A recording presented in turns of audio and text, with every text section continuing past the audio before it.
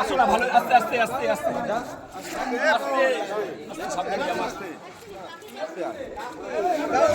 আস্তে আস্তে দেখো দিদি আস্তে আস্তে আসো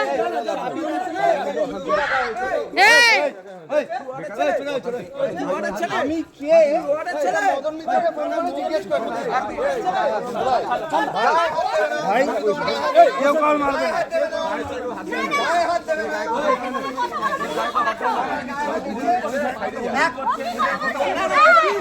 আমার গায়ে হাত দিলে আমুল কথা বল কেন এমনি কথা বলছি তো কথা বলতে আসবে না এখানে যখন সবাই আছে সব ওরা রেকর্ড করতে পারে আমরা করতে পারি না তোমাদের এখানকার লোকেরা করেছে দেখো কোথায় তোরা না না মুখের সামনে ভিডিওটা করছে তার জন্য বলছি তো 24 ঘন্টা চালু ওই জায়গায় মেরা 24 ঘন্টা চালু যারা ফোন করে আমাদের করতে হবে অনেক দূর আছে অশান্তি দরকার করতে অনেক দূর আছে এখানে না কোনো মিথ্যা কথা বলবো ওই তো তোমাদের লোককে বলো তোমাদের লোককে বলো ফোনের ভিডিও আমাদের আছে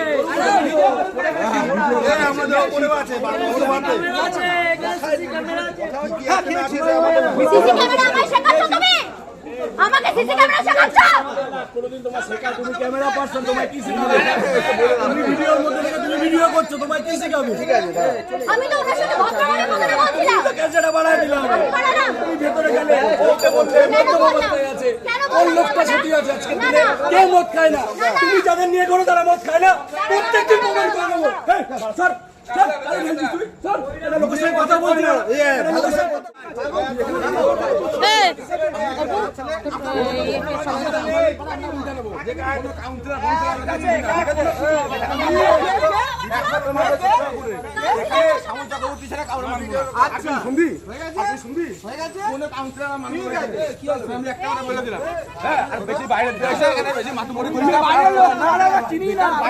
দিদি আবার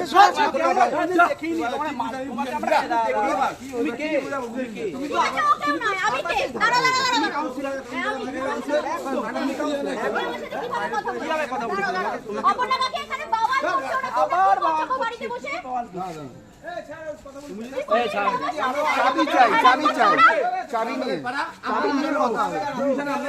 আমাদের থাকবে না থাকবে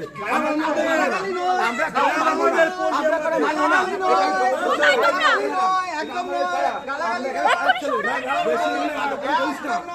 বলে দিলাম বেশি মাত্র বলে করিস না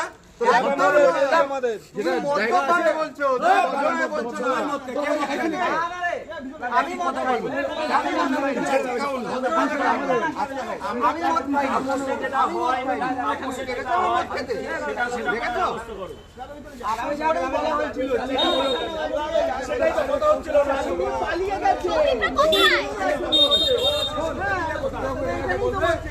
দিদি সাইড দাও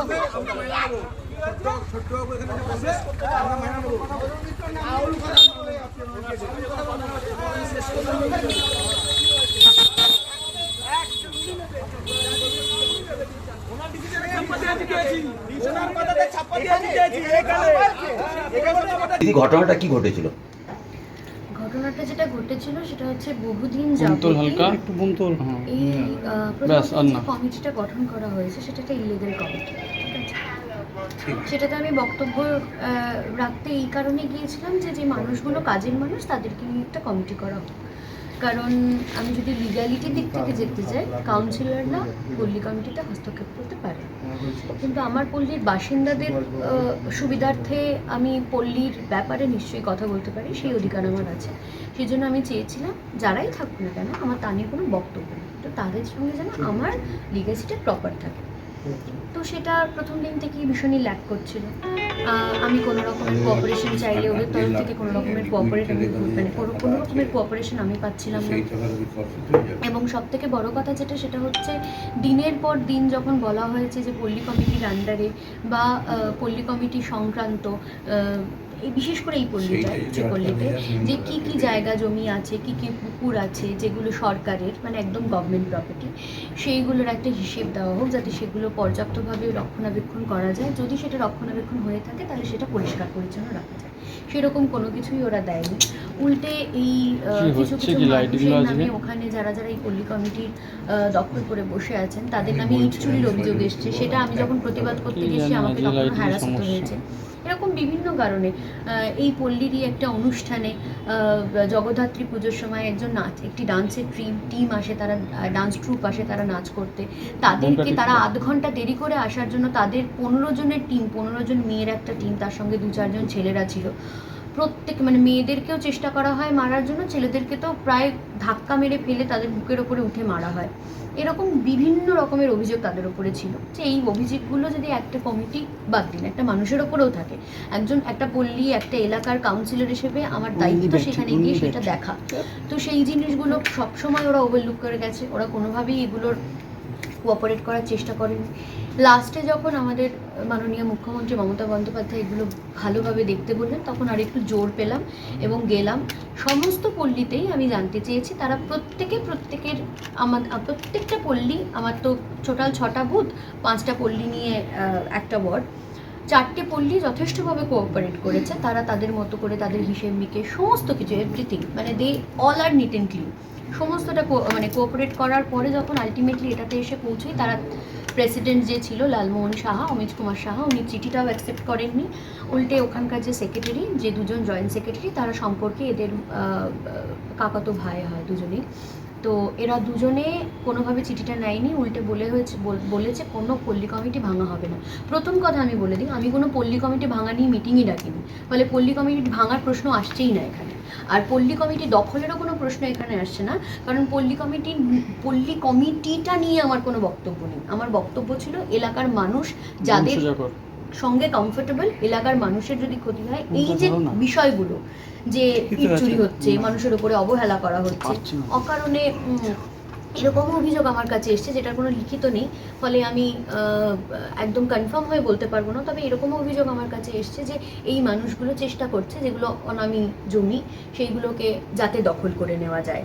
তো এইগুলোর জন্যেই আমি মিটিংটা ডেকেছিলাম এলাকা বাসিন্দাদের নিয়ে এবং এই কমিটিতে যারা রয়েছে তাদের প্রত্যেককে নিয়ে। আমি কিন্তু কাউকে বাদ দিয়ে মিটিং ডাকিনি, যেহেতু পল্লীর মিটিং তাই দলমত নির্বিশেষে, তাই আমি একটা পার্টি অফিসে সেই মিটিংটা ডাকতে পারি না, এটা লিগালি হয় না। সেই কারণে পল্লীর বাসিন্দাদের যেটা কমফোর্টেবল জোন সেখানেই মিটিংটা ডাকা হয়েছিল। অনেক মানুষ 1.5 ঘন্টা ধরে অপেক্ষা করেছিল, তারা চাবি দেয়নি। তারা এই মিথ্যে কথা বলেছে যে তাদের সঙ্গে নাকি এমএলএর কথা হয়েছে।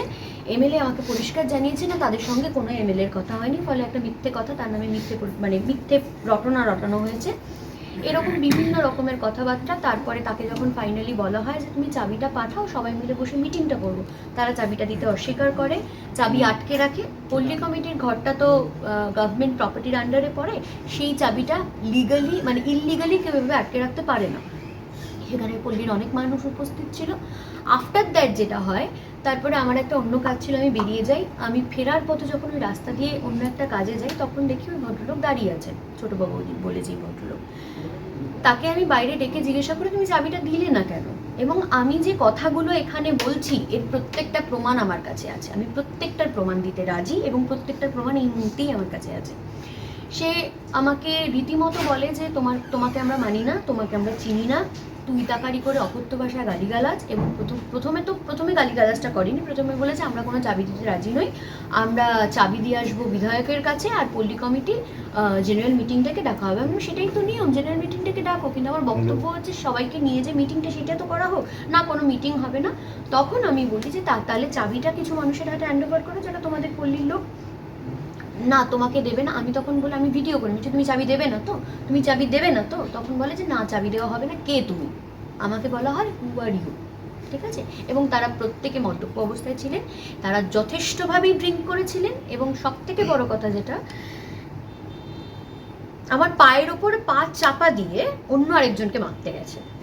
আমাকেও মারার চেষ্টা করা হয়েছিল, কিন্তু সেটা পেরে ওঠেনি, কারণ ওখানকার আরও যারা মহিলারা তারা চলে এসেছিল এবং যাদের জন্যে আমার গায়ে ওরা হাত তুলতে পারেনি, কিন্তু ওরা যদি আরেকটু বিষয়টা বাড়াবাড়ি হতো তাহলে হয়তো সেটাও করতো। এখন ওরা হয়তো ক্লেম করতেই পারে যে আমি কোনোভাবে পল্লী কমিটি দখল করতে যাচ্ছি। আমার কোনো ইন্টেনশন নেই পল্লী কমিটি দখল করা। কারণ যেই ছেলেটি আমার সঙ্গে ঝামেলা করতে এসেছিল, আমার কাছে সেটার ভিডিও আছে। না না না, ওর ভাই, বড় ভাই, ছোট বাবু, ওর ছোট ভাই, সরি।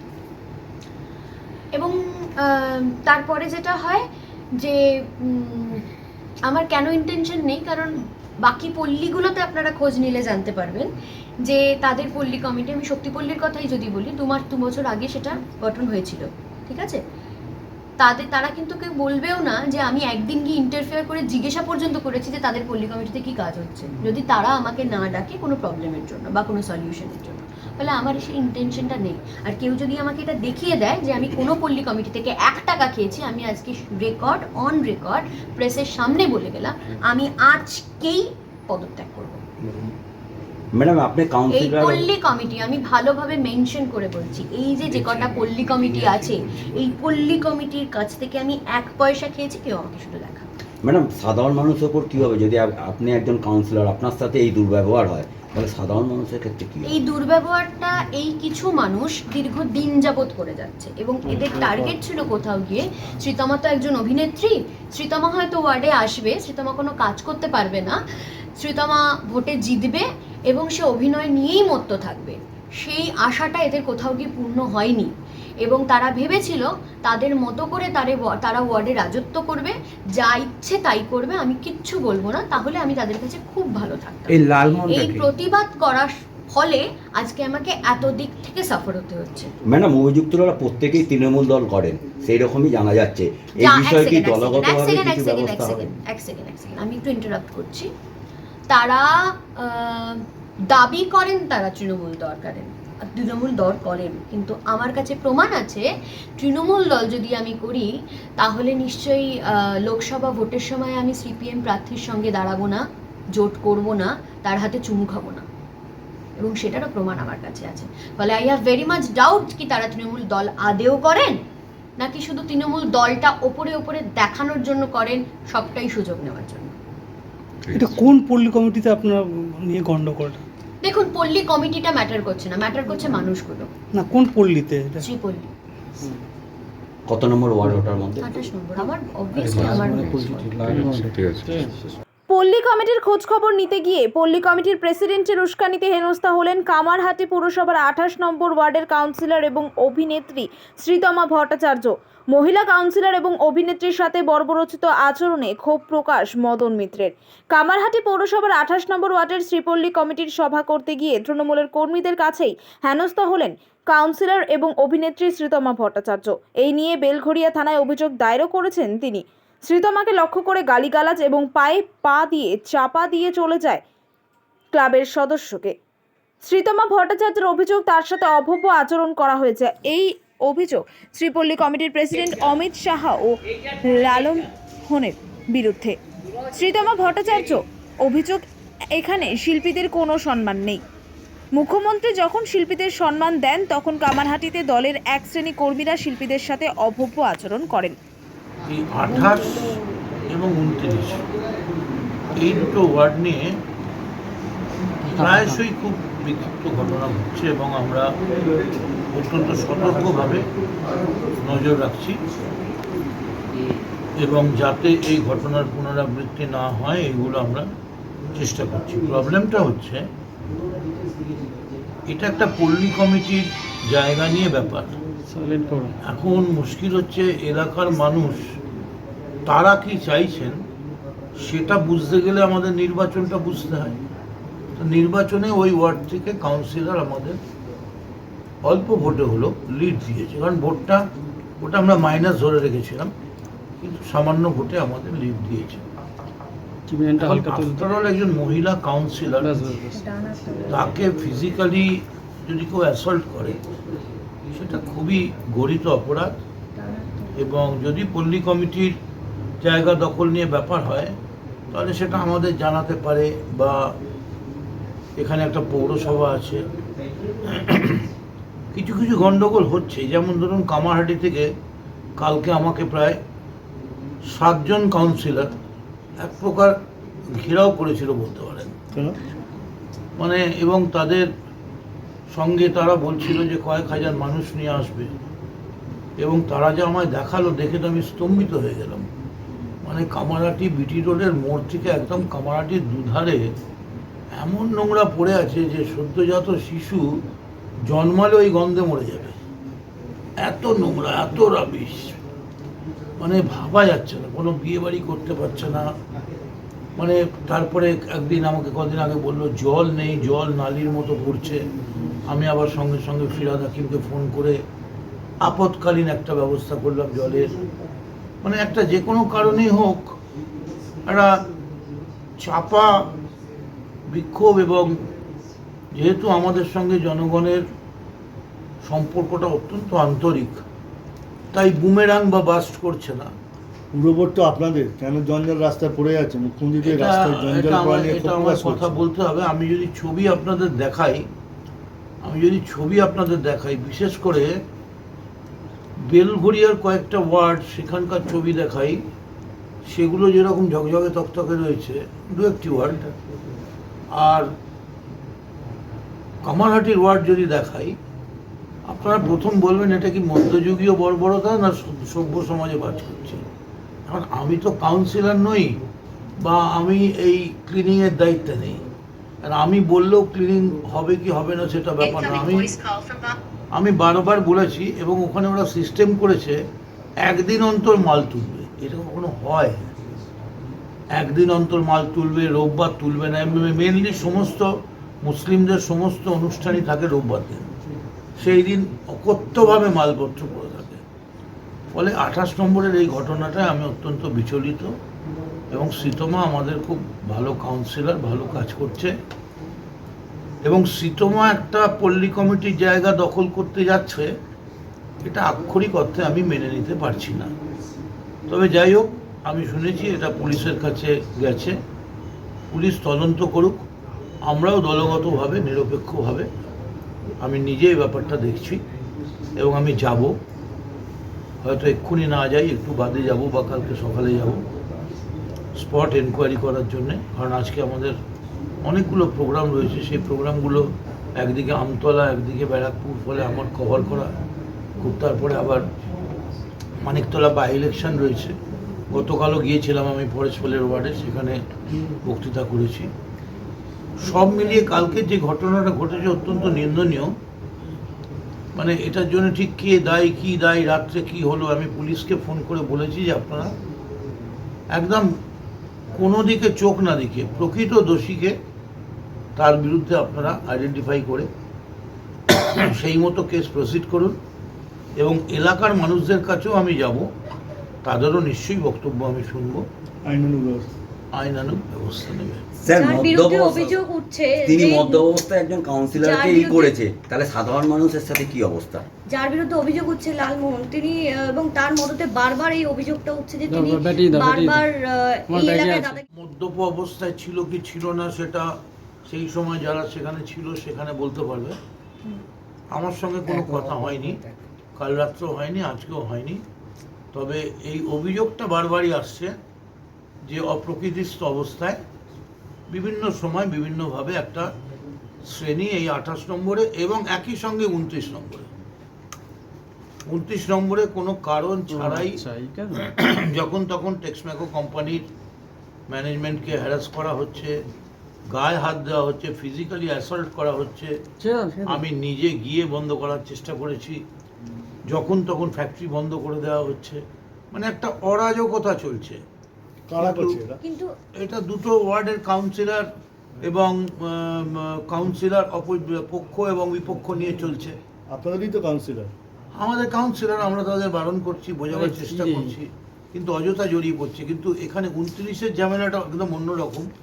29টা শ্রীতমতো সারাদিন হতো সিরিয়াল টিরিয়াল যেসব করে শুনেছি আমি, সেগুলো এবং আমাদের দলের সবাই জানেন সেগুলো 28-এ শ্রীতমা যেগুলো এসব সিরিয়াল টিরিয়াল নিয়েই থাকে।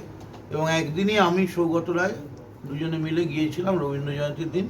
সেদিনকে কিন্তু আমরা দেখেছিলাম যে এলাকার অনেক মানুষ, বহু মহিলা, বাচ্চা, শিশু শ্রীতমার প্রোগ্রামে এসছে। এবং তো যে এলাকাতে কাউন্সিলরকে হেনস্থা করা হলো সেখানে তো ওয়ার্ডের মানুষেরও তো একটা নিরাপত্তা নিয়ে প্রশ্ন হচ্ছে এখন।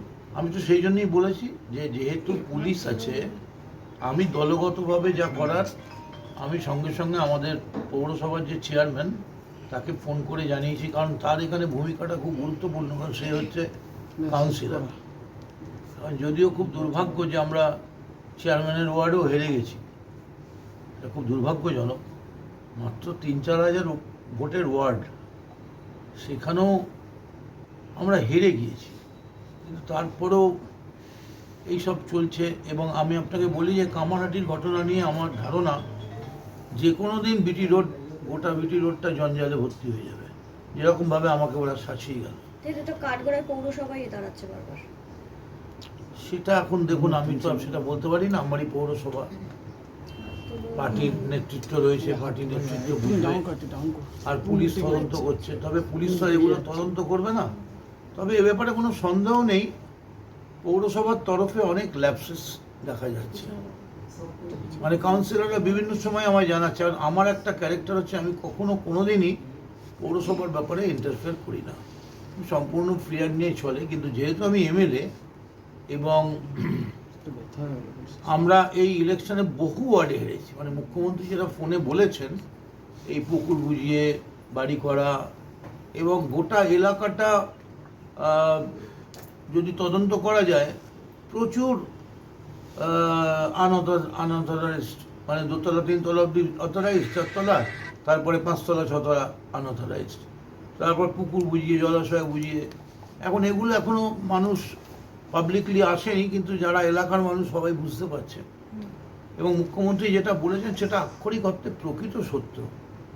এবং প্রত্যেকটা জায়গাতেই আমি নিজে ব্যক্তিগতভাবে কাউন্সিলরদের সাবধান করেছি, তোমরা ঠিক মতো চলো। কিন্তু দেখা যাচ্ছে যে আক্ষরিক অর্থে সামগ্রিক পরিস্থিতির কোনো পরিবর্তন এখনো চোখে পড়ছে না। এবং উন্নয়নের কথা যদি বলেন, উন্নয়নে একটা মেডিকেল কলেজ, একটা স্কাইওয়াক 140 কোটি টাকা দিয়ে, 650 সিটের একটা মেডিকেল কলেজ, এইরকমভাবে মদত করার পরেও, তারপরে ঘাট, জেটি, এতভাবে মমতা বন্দ্যোপাধ্যায় তার অনুপ্রেরণায়, তার প্রত্যক্ষ মদত করার পরেও কামারহাটির সামগ্রিক ইন্টারনাল যে চেহারা, সেটা পাশাপাশি যদি দেখা যায় পানিহাটি বা অন্যান্য জায়গায়, তার সঙ্গে তুলনা করলে খুবই খারাপ। পলিটিক্যাল না, ডেভেলপমেন্টের কথা বলছি। নোংরা চারিদিকে, কোনো নেই, কিছু নেই, জল নেই, চিৎকার চেঁচামেচি, মানে একটা মধ্যযুগীয় পরিস্থিতির মধ্যে দিয়ে চলছি। যদিও আমরা ক্লাস 1 পৌরসভা, সেটা চেয়ারম্যান বলতে পারবে ভালো করে, আমি জানি না। তবে মদন মিত্র এই ঘটনায় তীব্র নিন্দা করেন। তিনি বলেন, শ্রীতমার প্রতি শ্রীপল্লী কমিটির বর্বরোচিত কাজ করেছে। দলের উচ্চ নেতৃত্বকে জানিয়েছি, পুলিশকেও জানিয়েছি ব্যবস্থা নিতে। তবে অভিযুক্ত অমিত সাহা লালমোহন জানান, কাউন্সিলর গায়ের জোরে কমিটি পাল্টাতে গিয়েছিলেন, রাত 10টায় ক্লাবে গিয়েছিলেন। কে তাকে কি করলো তার জন্য আমি দায়ী নই। শ্রীপল্লী পল্লী কমিটির অফিস যাকে দখল করাকে কেন্দ্র করে কাউন্সিলর শ্রীতমা ভট্টাচার্যের সাথে লালমোহনের বিরোধ, উত্তেজনা, গণ্ডগোল। লালমোহন পেশায় প্রমোটার, দুজনেই তৃণমূলের নেতা, তৃণমূলের অন্তর্দ্বন্দ্ব। Bureau report, news prime times. Change করতে হবে। আচ্ছা, ঠিক আছে। আচ্ছা, এবার যাদের নাম দিয়েছে প্রত্যেকেই তারা সিপিএম, এবং তারা সব বেদখলি জমি নিয়ে ব্যবসা, কোটি কোটি টাকার মেশিন মেশিয়ে ব্যবসা করছে। আচ্ছা, ঠিক আছে। তাদের নাম ঢুকাচ্ছে প্রেসিডেন্ট, কাউন, সেক্রেটারি, এসব নাম ঢুকাচ্ছে। উনি কেউ, হ্যাঁ, আপনি সিপিএমের ভোটে কাজ করেছেন, সিপিএমের ওনারা ভোটে কাজ করেছে। ওনার চিফ ইলেকশনে নামই ছিল। কার শ্রীতমার চিফ ইলেকশনে নামই ছিল। আচ্ছা, আপনি কোন দলের? আমি তৃণমূলের দলে। আচ্ছা, আমি ওনার চিফ এজেন্ট তো ছিলেন। হ্যাঁ, তো ওনার সাথে কেন আমি তো দণ্ড করতে যাবো না। সিএনএ কালকে আমার কাছে গালাগালি, আপনাকে গালাগালি দিয়েছেন। আমরা কেউ, আমি তো সামনেই ছিলাম না। গালাগালি দিয়েছে, আমাদের সিসি ক্যামেরা লাগানো আছে, সিসি ক্যামেরা দেখে নেবেন। গালাগালি দিয়েছে রাত্রি 10:30টার সময়। একটা ক্লাবে 3-4টা মেছেলে ঢোকার, যে মেছেলে নিয়ে ঢোকার জায়গা না একটা ক্লাবটায়। এবার ক্লাবে 5 জন ছেলে বসে আছে, কে কী করছে না করছে সেই দায়িত্ব তো আমি নেবো না। কথাটা বুঝেছেন? পল্লী কমিটি চেঞ্জ করার তো দায়িত্ব কাউন্সিলরের না। পল্লী কমিটি কাউন্সিলর 10:30 সময় ঢুকলে একটা মহিলা ক্লাবে যদি যায় গালাগালি দেওয়া যায়? গালাগালি দেওয়া যায় না, উনি কাউন্সিলর, গালাগালি দেয়নি কেউ। এই তো তাই তো বলে ধাক্কা হয়েছে পায়ে। আপনার ভাই বেরিয়ে আসছে। আপনার ভাই পায়ে চাপা দিয়ে আমার ভাই নেই, আমি একা, আমার দাদা, আমার ভাই নেই। এবার আমি তো পুরো আমার গোষ্ঠীর, মানে আমার যে গোষ্ঠী, যে পরিবারের পুরো দায়িত্ব তো আমি নিয়ে বসিনি। পাড়ার ছেলেমেয়েদের দায়িত্ব কি আমি পুরো নিয়ে বসিনি। আমি সারাদিন ব্যবসা বাণিজ্য নিয়ে ব্যস্ত থাকি। আপনি কি করেন? আমি ছোটোখাটো একটা প্রমোটার, ব্যবসায়ী। আপনিও তৃণমূল, উনিও তৃণমূলের কাউন্সিলর, উনি বলছেন ওনাকে মদন মিত্র নিজে বলছেন যে এটা খুব বর্বরিত আচরণ। মোহনদা যেটা বলেছে সেটা সঠিক। আমি দাদার উপরে তো বলছি, কথা বলবো না কোনো, দাদা যেটা বিচার করবে সেটাই সঠিক। আপনার নাম জড়াচ্ছে, আমার নাম জড়াচ্ছে, সেটা আমার নাম যদি জড়িয়ে থাকে তো জড়িয়ে থাকে তো সেটা তো কিছু করার নেই। আমি থানা আমার নামে কোনো অভিযোগ হয়নি, না অভিযোগ আমার নামে কিছু অভিযোগ হয়নি, আমার নামে থানায় কোনো অভিযোগ হয়নি। এরকম কেন? সমস্যাটা সমস্যা উনি পল্লী কমিটি চেঞ্জ করবে, ঠিক আছে? পছন্দ না, পল্লী কমিটি যাদের ঢুকাচ্ছে পল্লী লোকের পছন্দ না। আর আপনারা? আমরা পল্লী কমিটি চেঞ্জ করুক না, পল্লীর ভোটাভুটি হবে, যেটা নিয়ম আছে নিয়ম অনুযায়ী পল্লী কমিটি চেঞ্জ হবে। বলছি আপনি ও নাকি পল্লী কমিটির বিষয়ে কোথাও মাথা গলায় না। ফাংশানে জগদ্ধাত্রী পুজোর ফাংশানে শিল্পীদের উপরে আক্রমণ করা হয়েছে।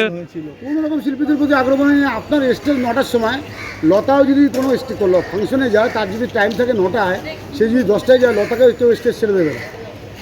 একটা আর্টিস্টের টাইম 10টায়, সে যদি গিয়ে বলে 12টার সময় আমাকে এখনই এই সিঙ্গার নামিয়ে আমাকে ওকে উঠাতে হবে, এটা কোনো নিয়মের মধ্যে পড়ে? আপনি বলুন। তা বলে তো শিল্পীদের গায়ে মারধর? না, শিল্পীদের গায়ে মারধর করেনি, শিল্পীরাই ওখানে উত্থিত করেছে, শিল্পীদের গায়ে মারধর করেনি।